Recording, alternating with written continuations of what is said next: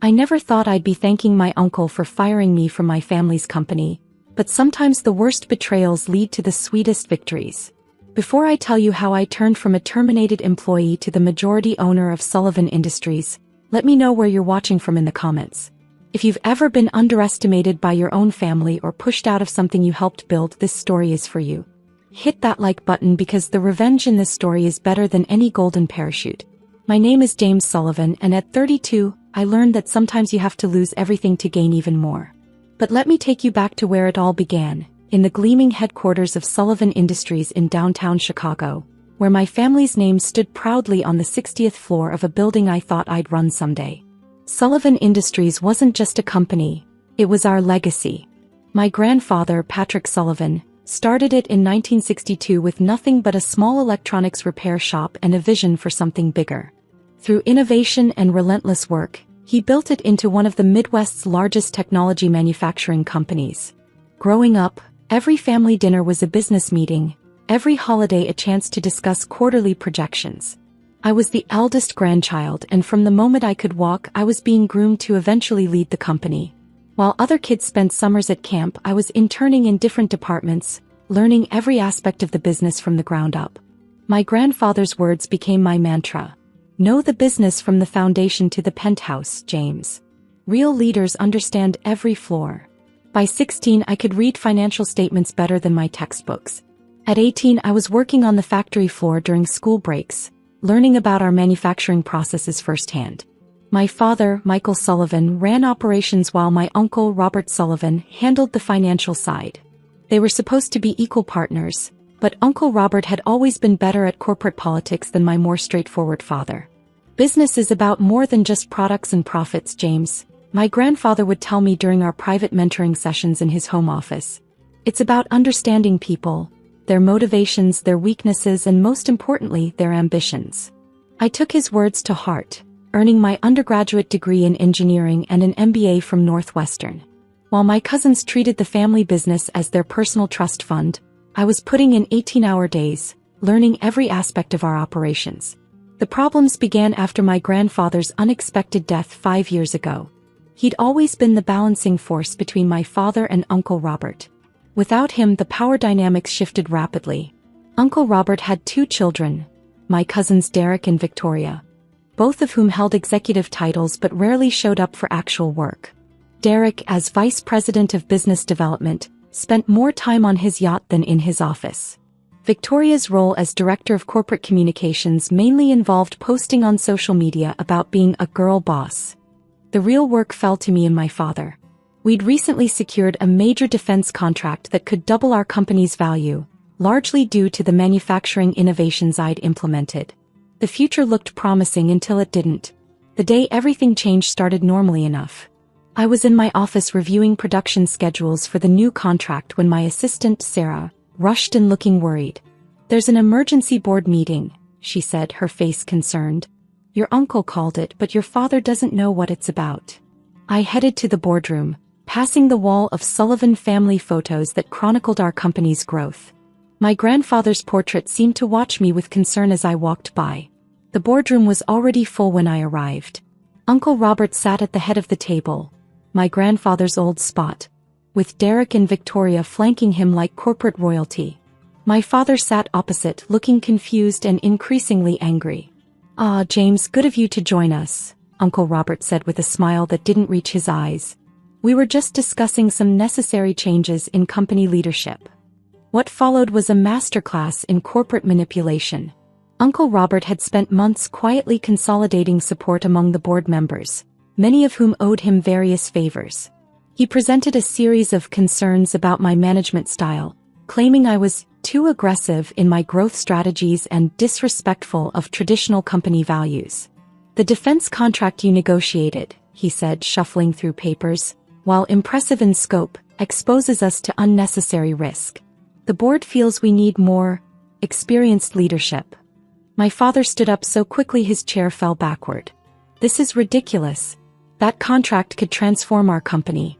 James has done more for Sullivan Industries in 5 years than your children have done in their entire careers."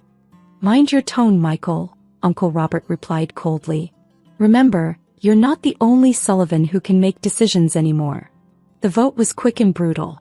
Thanks to Uncle Robert's maneuvering, the board voted to terminate my position and transfer my responsibilities to Derek. My father's protests were drowned out by corporate legalese about restructuring for company stability. "This is about teaching you humility, James," Uncle Robert said as security waited to escort me out. "You've forgotten your place in the family hierarchy. Perhaps some time away will help you remember it." Derek couldn't hide his smirk as he added, "Don't worry, cousin. I'll take good care of your office. That view of Chicago is wasted on someone so limited in vision." I stood slowly, straightening my tie. "Interesting choice of words, Uncle Robert. Humility. Place. Limited vision. I'll remember those." "Are you threatening me?" he asked, eyebrows raised. "Not at all," I replied calmly. "Just taking notes for future reference." As security escorted me to my office to collect my belongings, I passed that wall of family photos again. My grandfather's eyes seemed different now, not concerned but determined. I remembered more of his lessons, ones that hadn't made sense until this moment. "Always have a backup plan, James," he told me once. "And remember, the best moves in business are the ones nobody sees coming." Sarah was waiting in my office, tears in her eyes.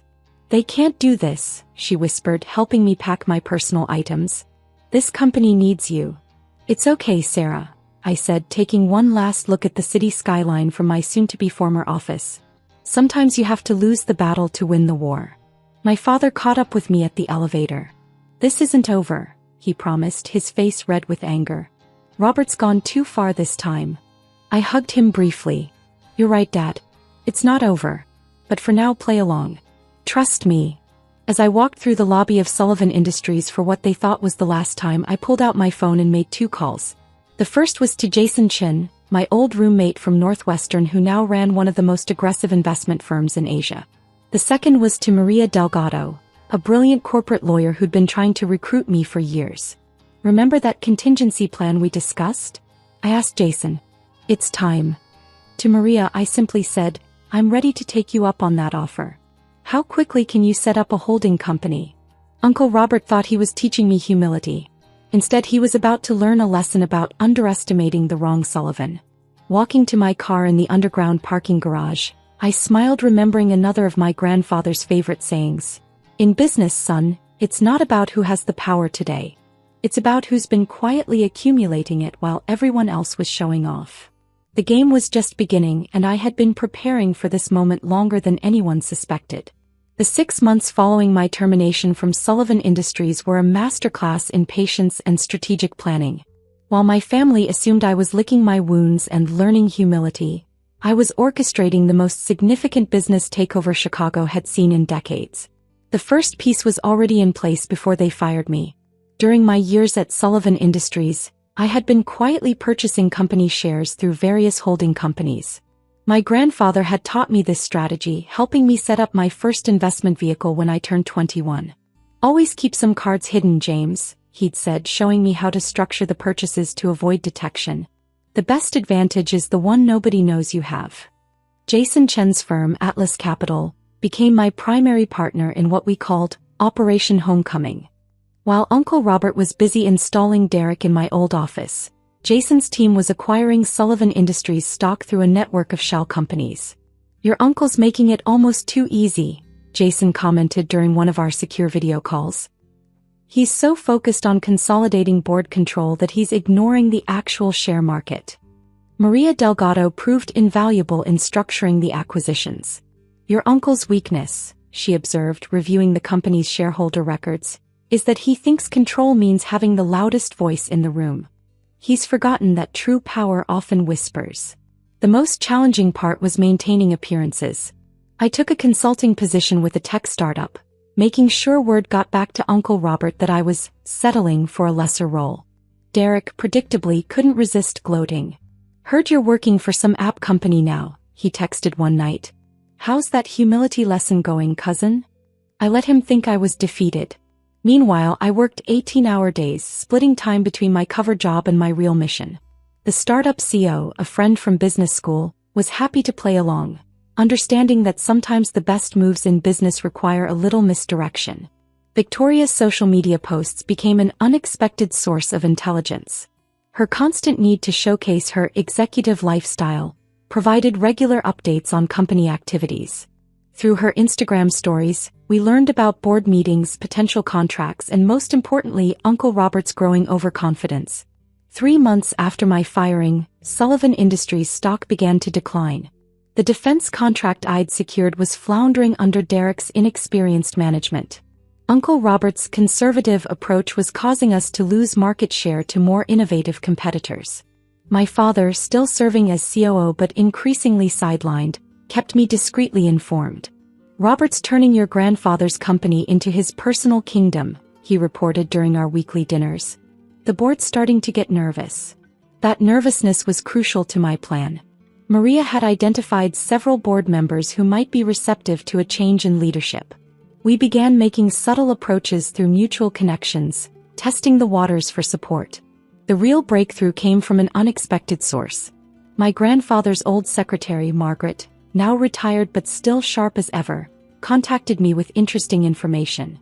Before his death, my grandfather had established a series of trust agreements that Uncle Robert had conveniently forgotten to mention during the power transition. "Your grandfather knew Robert's nature," Margaret explained, sharing decades-old documents. "He built in safeguards that nobody's bothered to look for." Those safeguards, once Maria's team decoded the legal language, proved to be game-changing. A significant portion of voting shares were actually controlled by a family trust, whose terms gave preference to third-generation Sullivans actively involved in company operations. "Your grandfather was brilliant," Maria said, reviewing the trust documents. "He set up a system that rewards actual contribution to the company, not just family name." By month 5, our position was stronger than anyone suspected. Through various channels, we controlled nearly 30% of Sullivan Industries shares. The family trust documentation added another 15%. We just needed to consolidate a few more percentage points before making our move. The opportunity came when Uncle Robert, growing increasingly confident in his control, decided to celebrate the company's 60th anniversary with an extravagant gala. The event would coincide with the annual shareholders meeting, where he planned to announce a new direction for Sullivan Industries. "It's going to be epic," Victoria posted on LinkedIn. "Daddy's finally taking the company into the modern era. #girlboss, #familyempire. The irony of that hashtag would soon become apparent. 2 weeks before the shareholders meeting, I met with my father at his house. It was time to bring him fully into the plan. "You've been busy," he said, examining the documentation I shared. His eyes widened as he understood the full scope of what I'd accomplished. "I learned from the best," I replied. "Grandfather didn't just teach me about electronics and manufacturing. He taught me about legacy." Dad's eyes misted as he looked at old photos of him with his father. "Dad always said you were the most like him." Robert never understood that it wasn't just about the name, it was about the work. The final pieces fell into place in the days leading up to the shareholders meeting. Jason's team secured the last crucial block of shares we needed. Maria's legal team prepared the necessary documentation. Even Sarah, my former assistant who had quit shortly after my termination, helped by providing internal updates about Uncle Robert's plans for the meeting. The night before the big day, I stood in my grandfather's old home office, now maintained as a kind of shrine by my grandmother. His presence seemed especially strong as I reviewed our strategy one final time. "Business isn't just about making money," his voice echoed in my memory. "It's about building something that lasts, something worthy of the name you put on it." Tomorrow, at the shareholders meeting, everyone would learn exactly what the Sullivan name meant to me. Uncle Robert would discover that his lesson in humility was about to become a masterclass in underestimating the wrong person. Looking at my grandfather's portrait, I smiled. "Time to restore the foundation you built," I whispered, "and maybe teach a few lessons of my own." The morning of the shareholders meeting dawned clear and cold, typical Chicago weather for early October. I stood in front of my mirror, adjusting my grandfather's old tie pin, a simple gold S that he'd worn to every major company event. Today it would witness another Sullivan milestone. The meeting was being held at the Grand Plaza Hotel, where Uncle Robert had spared no expense in creating his moment of triumph. The ballroom was decorated with 60 years of Sullivan Industries history, photos, prototype displays, and a particularly large portrait of Uncle Robert himself, recently commissioned to mark his visionary leadership. I arrived early, waiting in a side room while the space filled with shareholders, board members and family. Through the door I could hear the growing buzz of conversation, the clink of coffee cups and the rustle of presentation materials being distributed. "Ready?" Jason asked, joining me with a tablet displaying our final share counts. "Everything's in place." Maria arrived moments later, legal documents in hand. "The trust documentation is ironclad," she confirmed. "Your grandfather's provisions are clear and enforceable." At precisely 9 a.m. Uncle Robert called the meeting to order. From my hidden vantage point I watched him take the podium, the very picture of corporate confidence in his bespoke suit and practiced smile. "Welcome to this historic day for Sullivan Industries," he began, beaming at the assembled crowd. "As we celebrate 60 years of family leadership, I'm excited to announce our vision for the future." Derek and Victoria sat in the front row, both scrolling through their phones. My father sat further back, trying to hide his slight smile as Uncle Robert launched into a presentation about modernization and strategic restructuring. "The old ways of doing business are behind us," Uncle Robert declared, clicking through slides showing his proposed changes. "It's time for bold new leadership and fresh perspectives." The changes he outlined would have made my grandfather weep. Cost-cutting measures that would gut our R&D department. Outsourcing plans that would eliminate the quality control my grandfather had built his reputation on. A complete departure from the principles that had built Sullivan Industries. "And now," Uncle Robert said, reaching the end of his presentation, "I'd like to call for a vote on these initiatives. As majority shareholder and chairman of the board." "I'm afraid there's been a misunderstanding about that majority," I interrupted, stepping into the room. The silence was immediate and absolute. Uncle Robert's hand froze mid-gesture as I walked to the center of the room. Derek actually dropped his phone. Victoria stopped mid-selfie, her perfectly arranged expression crumbling. "James," Uncle Robert recovered quickly, his smile tightening. "This is a private shareholders meeting. Security is unnecessary," I finished, nodding to Maria, who began distributing documents to the board members. "As a major shareholder, I have every right to be here." "Major shareholder?" Derek scoffed. "You don't have any shares. They were part of your termination agreement." "Those shares were," I agreed. "But not the ones I've been acquiring for the past decade. And certainly not the ones controlled by grandfather's family trust." The board members were now reading through Maria's documents, their expressions shifting from confusion to understanding. Uncle Robert snatched a copy, his face darkening as he read.